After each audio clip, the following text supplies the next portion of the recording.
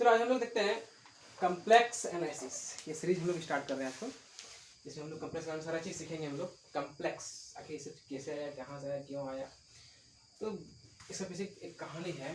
पहले इंसान ने क्या करता था कि मतलब सिर्फ रियल रूट के बारे में ही सोचा करता था, ठीक है। कम्प्लेक्स आने पर जो है उतना उन लोग दिमाग नहीं लगाता था पहले साइंटिस्ट लोग।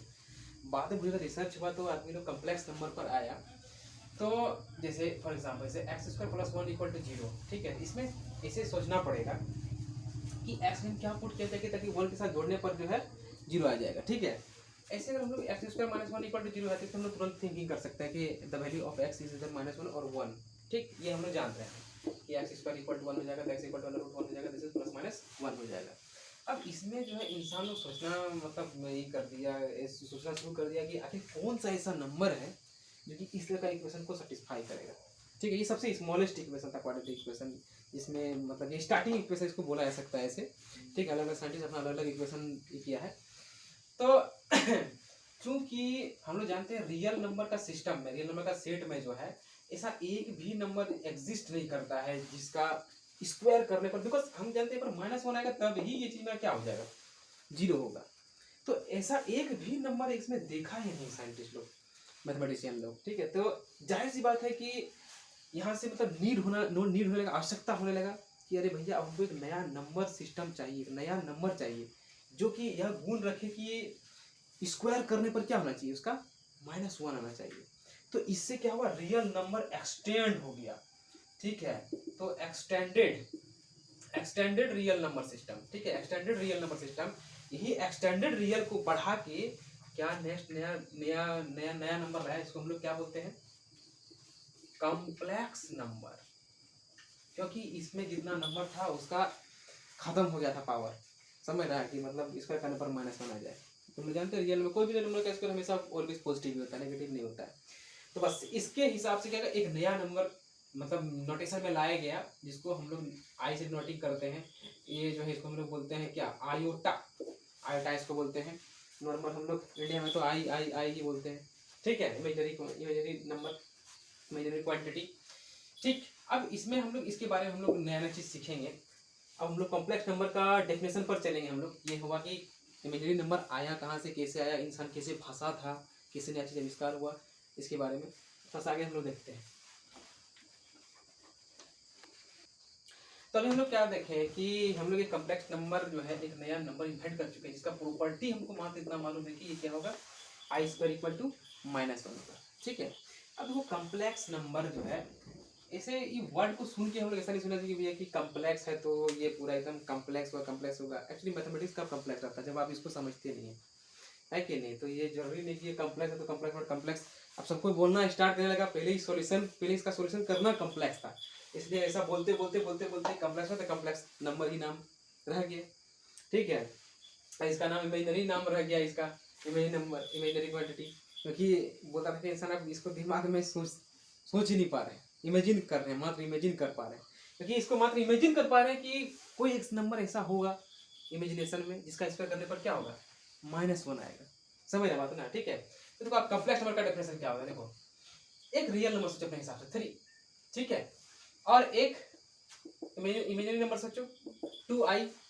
ये देखो i क्या है यहाँ पर, ये इसका मतलब यूनिट है, इमेजिनरी नंबर सिस्टम का क्या यूनिट है, कहने का मतलब ये 1i 2i 3i 4i। इसका देखो इसका मीनिंग क्या होगा, i जोड़ i, 2 ठो इमेजिनरी क्वांटिटी लिए हैं, ठीक है।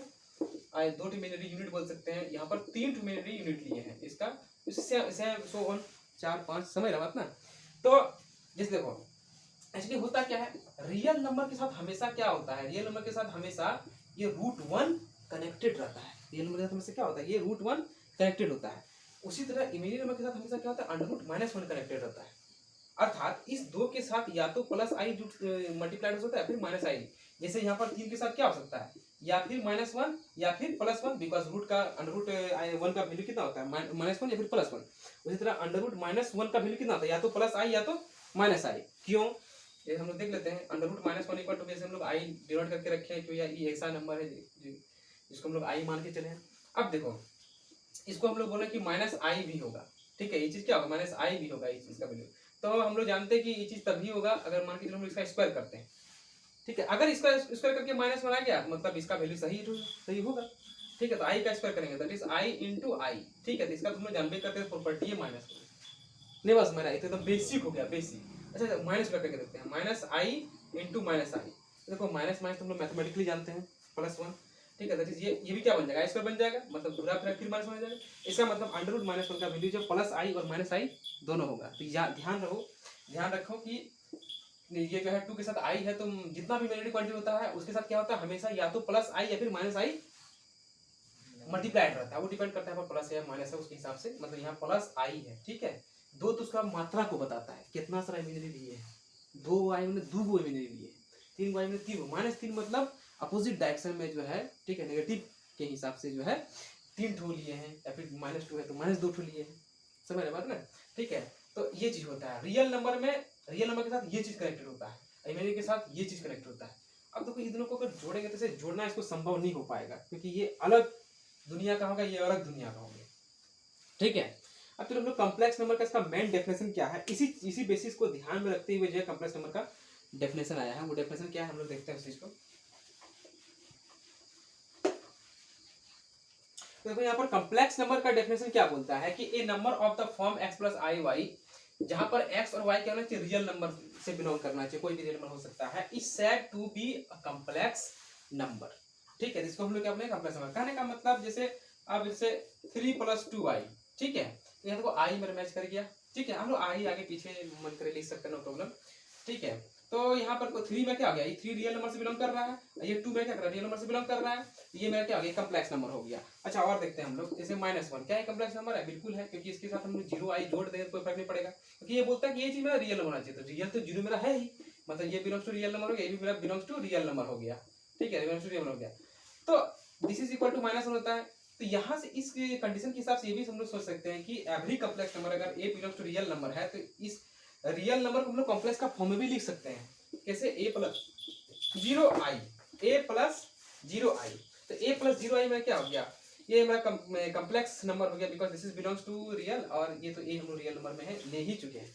इसका मतलब हम लोग यहाँ से क्या मिला कि रियल नंबर सेट जो होता है, रियल नंबर सेट क्या होता है, सबसेट होता है किसका, कॉम्प्लेक्स नंबर सेट। देखो कॉम्प्लेक्स नंबर का सेट को ऐसे डिनोटिंग करते हैं, कभी कभी हम लोग सी से भी नोट कर देते हैं। ठीक है, रियल नंबर का सेट को ऐसे दो ठो डाल देते हैं, 2 लाइन, या फिर आर से भी डिनोट करते हैं। इसका मतलब रियल नंबर सेट जो है कॉम्प्लेक्स नंबर का सबसेट है। ठीक, अच्छा क्या एक 0 एक कॉम्प्लेक्स नंबर है, बिल्कुल बोल सकते हैं 0 कॉम्प्लेक्स, क्यों, कि हम लोग 0 प्लस i इंटू 0 ऐसे लिख सकते हैं, ये भी मेरा रियल नंबर, हमारा डेफिनेशन सेटिस्फाई हो जाना चाहिए बस, उसके बाद हमको आगे देखना ही नहीं, डेफिनेशन सेटिस्फाई हो गया मतलब कॉम्प्लेक्स नंबर हो गया, काम खत्म।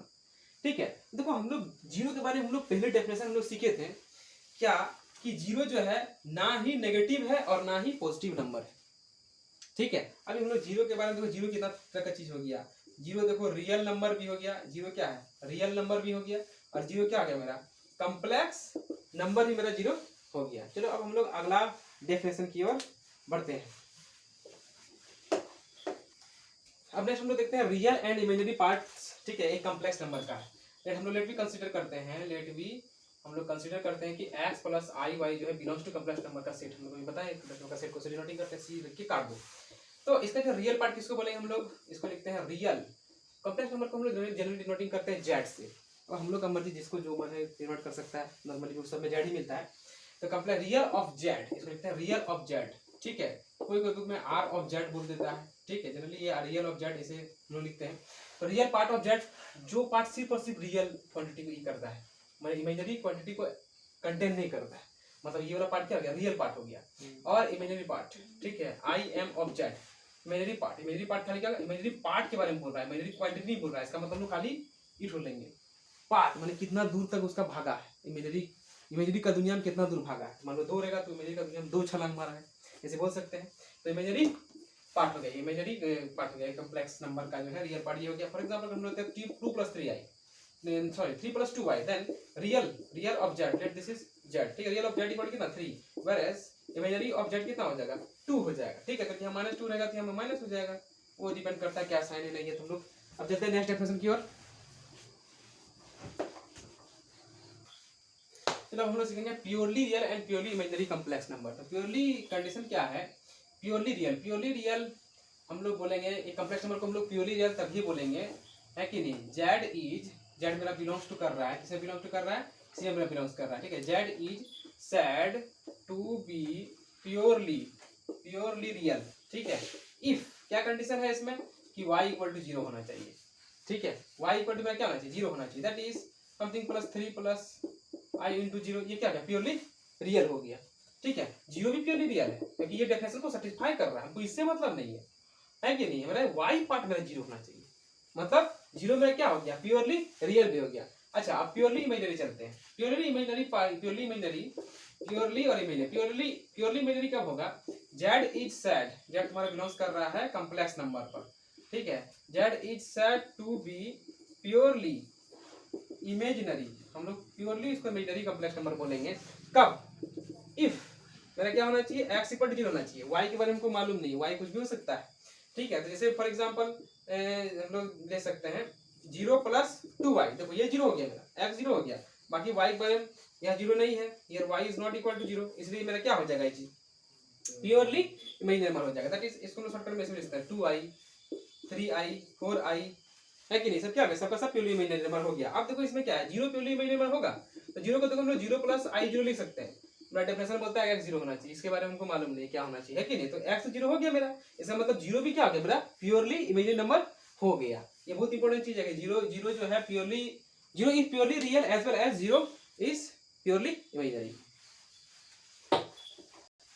चलो हम नेक्स्ट देखते हैं इमेजिनरी नंबर। इमेजिनरी नंबर का डेफिनेशन क्या है, ठीक है। Z belongs to complex number, ठीक है। Z belongs to complex number is said to be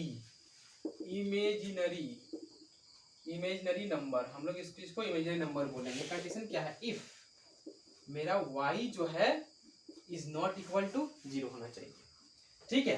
देखो इमेजिनरी नंबर और कॉम्प्लेक्स नंबर में जो है, कॉम्प्लेक्स नंबर में थोड़ा डिफरेंस क्या है, उसमें x और y में कोई रेस्ट्रिक्शन नहीं था। ये दोनों का both are belonging to real number, but in the case of imaginary number the restriction is here that x and y both are belonging to real number, but there is an extra condition. What the extra condition is y is not equal to 0. This is the main difference between complex number and imaginary number. समझ रहे बात ना, imaginary number और complex number, ये मेरा 0 नहीं होना चाहिए, ठीक है। अब फॉर एग्जांपल 2 प्लस 3i, क्या ये मेरा इमेजिनरी नंबर होगा। देखो हमको इतना डेफिनेशन को सेटिस्फाई करना है, हमको बाकी से हमको कोई मतलब नहीं है, ठीक है। only 3i, will this be an imaginary number? Yes, this will be an imaginary number because it satisfy all the condition of the definition. Is the definition what is given here. Now अगर हम लोग लेते हैं 5 plus only 5, this is not a imaginary number because this complex number does not satisfy this rule, क्योंकि यहाँ पर देखो क्या, इसको i into 0 लिख सकते हैं ना, है कि नहीं। here the value of y is 0, so we cannot call this number as imaginary number. यही this is the main difference, ये मेन डिफरेंस है दोनों के बीच में, ठीक है। ये हम लोग को याद रखना पड़ेगा।